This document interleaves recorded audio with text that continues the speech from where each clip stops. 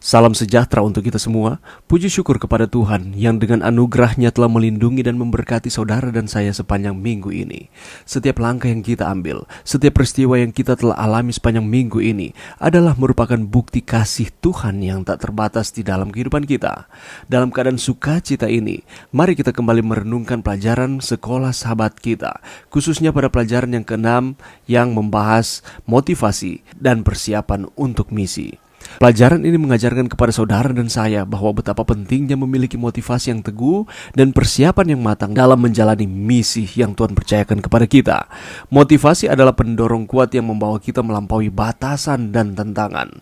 Dan dalam konteks misi rohani, motivasi kita harus berasal dari cinta kita kepada Tuhan dan sesama manusia, menginspirasi kita untuk melayani dengan tulus dan memberikan dampak positif dalam lingkungan sekitar. Persiapan di sisi lain menjadi landasan yang kokoh untuk meraih tujuan tersebut. Dengan persiapan yang matang yang telah kita buat, kita dapat menghadapi setiap rintangan dengan kepercayaan diri dan keyakinan bahwa Tuhan selalu bersama kita. Dia tidak akan pernah meninggalkan kita. Oleh karena itu, melalui pelajaran ini, kita diajak untuk merenung, membangun motivasi yang kuat, dan menyempurnakan persiapan dalam perjalanan misi kita, sehingga setiap langkah yang kita ambil dapat menjadi kesaksian hidup bagi kemuliaan Tuhan. Ayat tema sepanjang minggu ini terdapat di dalam Lukas 24 ayat 44. Ia berkata kepada mereka, "Inilah perkataanku yang telah kukatakan kepadamu ketika aku masih bersama-sama dengan kamu, yakni bahwa harus digenapi semua yang ada tertulis tentang aku dalam kitab Taurat Musa, dan kitab Nabi-Nabi, dan kitab Mazmur." Saudaraku, beberapa waktu yang lalu kita telah mempelajari pelajaran-pelajaran dalam pelajaran sekolah sahabat kita, dan salah satunya adalah bahwa Allah telah memberikan misi untuk kita sampaikan kepada setiap orang. Tetapi, memulaikan misi tanpa merencanakannya atau membuat persiapan apapun untuk melaksanakannya berarti gagal. Oleh karena itu, penting bagi saudara dan saya untuk mempersiapkan diri secara memadai untuk melaksanakan misi terpenting dalam kehidupan kita. Apakah misi terpenting ini? Ialah membagikan kabar baik tentang keselamatan, bahwa Allah baik di dalam kehidupan kita. Dia telah memberikan segala sesuatu kepada kita, dan Dia tidak akan pernah meninggalkan saudara dan saya. Kita akan meninjau sejarah para rasul. Kita akan mulai dengan mempelajari motivasi mereka, karena yang penting bagi keberhasilan misi apapun ialah apabila ada motivasi yang timbul di dalam diri. Kita akan melihat langkah-langkah sebelumnya yang harus diambil sebelum memulai, bagaimana memulai misi, dan yang terakhir, bagaimana kita terus melakukannya tanpa berputus asa. Untuk beberapa menit ke depan ini kita akan mempelajari bersama-sama motivasi untuk misi, sebuah pengalaman pribadi, sebuah landasan nubuatan, persiapan misi, doa dan persiapan, dan pada akhirnya mempraktekkan akan misi, tindakan dengan suara bulat, melanjutkan tanpa kegagalan. Mari kita ikuti pembahasan berikut ini. Pengalaman pribadi. Matius 28 ayat 8 mengatakan, mereka segera pergi dari kubur itu dengan takut dan dengan sukacita yang besar, dan berlari cepat-cepat untuk memberitahukannya kepada murid-murid Yesus. Kita akan melihat di dalam pelajaran kita pada saat ini bahwa pengalaman kita bertemu dengan Yesus secara pribadi dapat memotivasi kita untuk kita dapat menyatakan akan misi yang Allah berikan kepada kita kepada setiap orang. Pertama, kita akan melihat pengalaman dari wanita-wanita ketika mereka hendak mengunjungi Yesus di kubur setelah kematian Yesus. Saat hari masih gelap, sekelompok wanita pergi ke makam dan menemukan makam itu kosong. Beberapa malaikat memberitahu mereka bahwa Yesus telah bangkit. Mereka berlari untuk menyampaikan berita itu kepada para murid dengan begitu antusias, dengan begitu bersemangat dan penuh dengan sukacita. Dan di tengah perjalanan, Yesus sendiri menampakkan diri kepada mereka. Dengan penuh sukacita yang besar, mereka menyampaikan akan berita itu. Pengalaman pertama yang dirasakan oleh wanita-wanita ini. Mereka pergi ke makam, menemui Yesus, tetapi di sana tidak ada Yesus karena kuburnya sudah kosong. Yesus telah bangkit. Dan apa respon dari wanita ini? Mereka berlari dengan penuh semangat untuk menyampaikan akan kabar baik ini kepada murid-murid Yesus. Bagaimana dengan respon para murid? Anehnya, para murid tidak mempercayainya. Lebih khusus lagi di dalam Lukas pasal 24 disebutkan Petrus berlari ke kubur, menguatkan cerita perempuan tersebut, dan takjub dia melihat bahwa tidak ada lagi Yesus di sana, bahwa kubur Yesus itu kosong. Tetapi dia tidak membagikan berita tersebut sampai dia bertemu secara pribadi dengan Yesus. Peristiwa yang lain, dua murid lainnya lari dari Emmaus ke Yerusalem untuk menceritakan bahwa mereka telah bertemu dengan Yesus yang telah bangkit. Begitu antusiasnya mereka oleh karena pengalaman pribadi mereka bertemu kembali dengan Yesus setelah kematian Yesus. Dan Yesus telah bangkit pada waktu itu. Dan akhirnya para murid percaya ketika melihat Yesus secara langsung. Pada saat itu Yesus mempercayakan kepada mereka misi yang sampai saat itu belum siap mereka laksanakan. Apakah misi itu? Ialah membagikan akan kabar keselamatan itu kepada semua orang. Unsur apa yang memotivasi mereka semua untuk membagikan Injil kepada orang lain? Ialah pengalaman pribadi dengan Yesus. Bagaimanakah dengan saudara dan saya? Pengalaman pribadi kita bersama Yesuslah yang memotivasi kita untuk memberitahu orang lain apa yang telah Dia lakukan bagi kita. Allah mengasihi kita, Dia tidak meninggalkan kita, dan ada pengalaman-pengalaman pribadi yang kita rasakan ketika kita berjalan bersama-sama dengan Yesus. Nyatakanlah itu kepada setiap orang bahwa Allah baik, Allah tidak akan pernah meninggalkan saudara dan saya. Bagaimanakah pengalaman pribadi kita dengan Yesus? Landasan nubuatan. Lukas 24 ayat 44 mengatakan, "Inilah perkataanku yang telah kukatakan kepadamu ketika aku masih bersama-sama dengan kamu, yakni bahwa harus digenapi semua yang ada tertulis tentang aku dalam kitab Taurat Musa dan kitab Nabi-Nabi dan kitab Mazmur." Saudaraku, peristiwa berlanjut ketika Yesus yang telah bangkit muncul di hadapan para murid. Yang awalnya ada rasa takut, tetapi pada akhirnya ketika mereka melihat bahwa Yesus benar-benar telah bangkit, maka berubah menjadi sukacita dan akhirnya mereka percaya kepada Tuhan. Mereka mengalami pengalaman pribadi dengan Yesus. Namun, meskipun pengalaman pribadi sangatlah penting, Yesus tidak puas dengan hal ini. Hal ini membawa mereka pada pengalaman kedua, bukan berdasarkan perasaan, melainkan berdasarkan pikiran, yakni pengetahuan akan firman nubuatan Allah. Dengan cara ini, pengalaman pribadi kita dilengkapi dengan pengetahuan mendalam tentang Alkitab dan khususnya nubuatan. Jangan pernah melupakan bahwa Yesus telah bangkit dan Dia berjanji bahwa Dia akan datang kembali. Dan hal ini belum terjadi, dan ini merupakan nubuatan yang akan digenapi. Dan di mana dapat kita mengetahui akan hal ini? Ialah di dalam firman Tuhan. Oleh karena itu kita harus meluangkan waktu untuk mempelajari akan firman Tuhan. Karena di dalam firman Tuhan selain berisi janji-janji, berisi juga nubuatan tentang kedatangan Tuhan. Perhatikan bahwa pengetahuan ini hanya dapat dicapai ketika Yesus membuka akan pemahaman kita. Undang Roh Kudus hadir di dalam pikiran kita, membuka akan hati kita untuk mengetahui akan kebenaran-kebenaran yang ada di dalam firman-Nya. Lebih lanjut lagi, melalui perjanjian lama dan perjanjian baru kita dapat melihat bagaimana Allah mengumumkan peristiwa-peristiwa sejarah dan bagaimana peristiwa-peristiwa tersebut digenapi, terutama yang berhubungan dengan kelahiran, kehidupan, kematian, dan kebangkitan Yesus. Fokus utama di dalam firman adalah kasih Allah kepada kita. Kasih itu ialah Allah memberikan akan anaknya yang tunggal, yakni Yesus, untuk datang ke dunia ini. Dia mati bagi kita, supaya setiap orang yang percaya kepadanya tidak binasa, melainkan beroleh kehidupan yang kekal. Dan tidak sampai di situ, Yesus bangkit dan Dia berjanji Dia akan datang kembali untuk menjemput kita masuk ke dalam kerajaan sorga. Saudaraku, dengan mempelajari nubuatan, kita dapat melihat bagaimana sejarah berkembang sebagaimana disampaikan di dalam firman.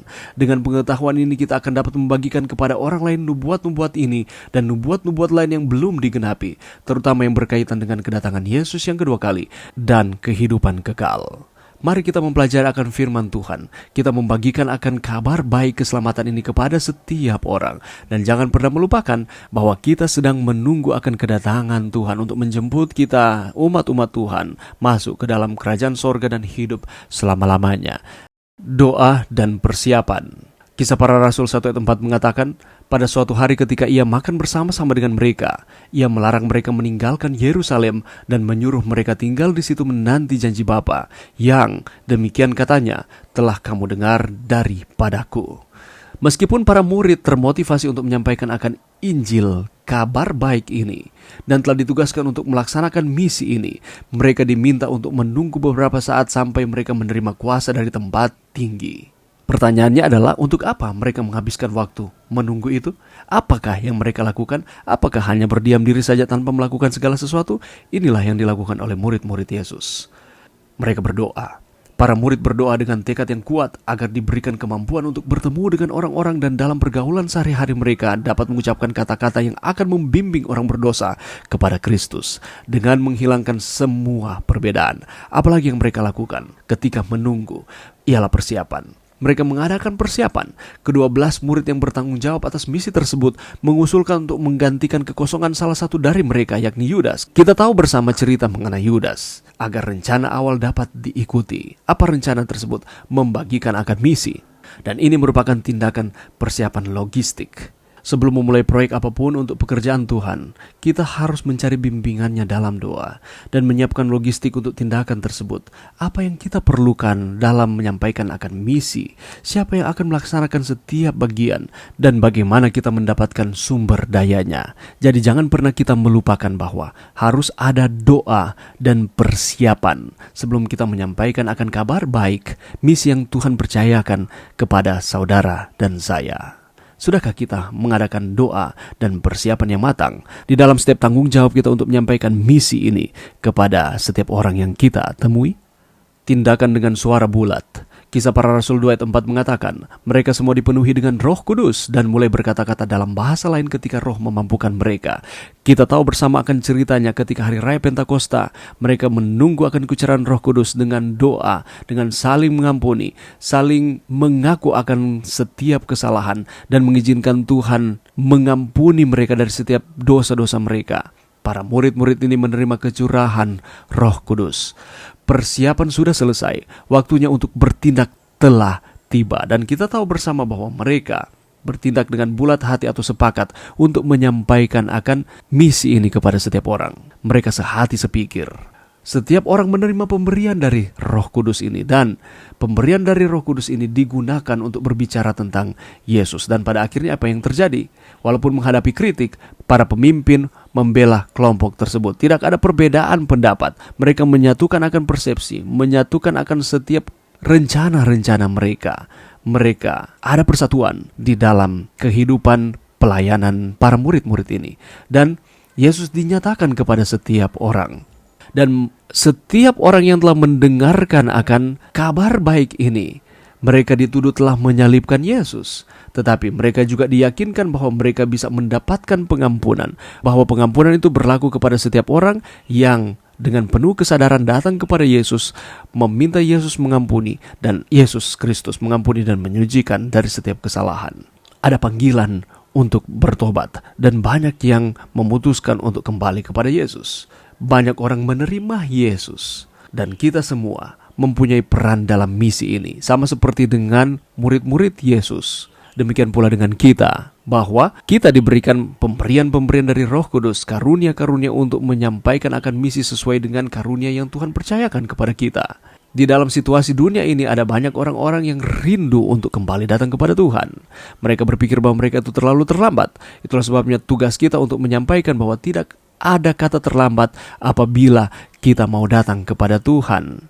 Bahwa Tuhan akan memampukan kita, Tuhan akan menyucikan kita dari setiap kesalahan kita, asalkan kita dengan sungguh-sungguh datang bertobat kepada Tuhan. Dan untuk melakukan akan hal ini, setiap orang dikaruniai dengan karunia-karunia yang dianggap perlu oleh Roh. Dengan cara ini, seluruh anggota gereja dengan suara yang bulat menyatakan pesan yang sama, yakni Yesus memiliki kuasa untuk menyelamatkan orang berdosa yang paling keji.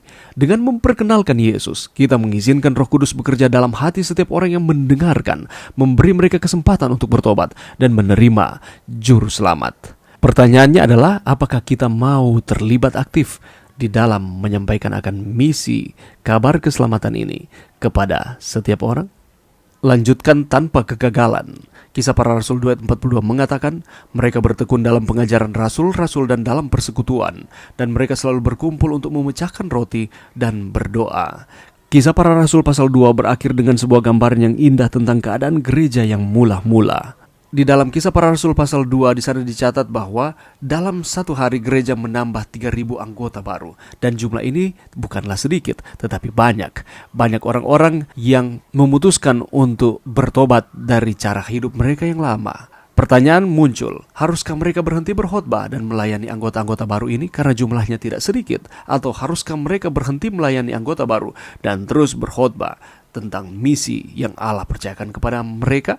Solusinya mencakup kedua aspek. Di dalam Kisah Para Rasul 2 ayat 42-47 menyatakan solusinya. Apa yang harus dilakukan oleh murid-murid Yesus ini? Ada perhatian kepada anggota baru. Anggota baru tidak boleh diabaikan, tetapi harus diperhatikan. Bagaimana caranya? Dengan ajaran, mereka mengajar. Dengan persekutuan, ada persekutuan persaudaraan yang terjalin. Memecah-mecahkan roti, melakukan perjamuan kudus untuk terus mengingat bahwa Yesus mati dan Yesus memberikan keselamatan, dan tidak sampai di situ, Yesus bangkit kembali dan Ia berjanji akan datang kembali. Harus ada persekutuan di dalam doa, di dalam kelompok-kelompok, saling mendoakan satu dengan yang lain, saling mengaku akan setiap kesalahan dan mengizinkan Tuhan mengampuni dan terus memberikan persatuan di tengah-tengah kelompok ini. Lalu aspek yang kedua adalah pemberitaan Injil. Semua orang berkumpul di bait suci, orang Yahudi bukan di gereja Kristen, untuk bersaksi tentang Yesus. Mereka berinteraksi dengan seluruh kota, mendapatkan dukungan mereka. Jadi, sambil menunjukkan perhatian kepada anggota-anggota baru, jangan pernah melupakan tugas utama, ialah menyampaikan Injil atau misi tersebut. Di bawah arahan para rasul, anggota-anggota baru menjadi pengkhotbah firman. Dengan kata lain, harus terjadi pemuridan. Anggota-anggota yang baru harus diajarkan bagaimana caranya untuk menyampaikan akan misi sesuai dengan karunia masing-masing. Kehidupan mereka menunjukkan perubahan yang dibawa oleh Yesus dalam hati mereka. Dan tiap-tiap hari, Tuhan menambah jumlah mereka dengan orang yang diselamatkan. Itulah sebabnya, saudaraku, pekerjaan misi kita haruslah datang dari kasih yang dipenuhi dengan ucapan syukur karena apa yang Yesus telah dan sedang lakukan bagi hidup kita. Motif lain apapun pasti keliru. Membenamkan diri kita dalam firman dan hidup sejalan dengan firman adalah kunci untuk penjangkauan dan pekerjaan Injil yang sukses. Mari berdoa. Terima kasih Tuhan atas firman-Mu sepanjang minggu ini. Terima kasih Tuhan karena telah mengajarkan kami untuk kami terus termotivasi dan terus mempersiapkan segala sesuatu untuk menyampaikan misi yang Allah percayakan bagi masing-masing kami sesuai dengan karunia kami masing-masing. Ini doa kami Tuhan di dalam nama Yesus. Amin.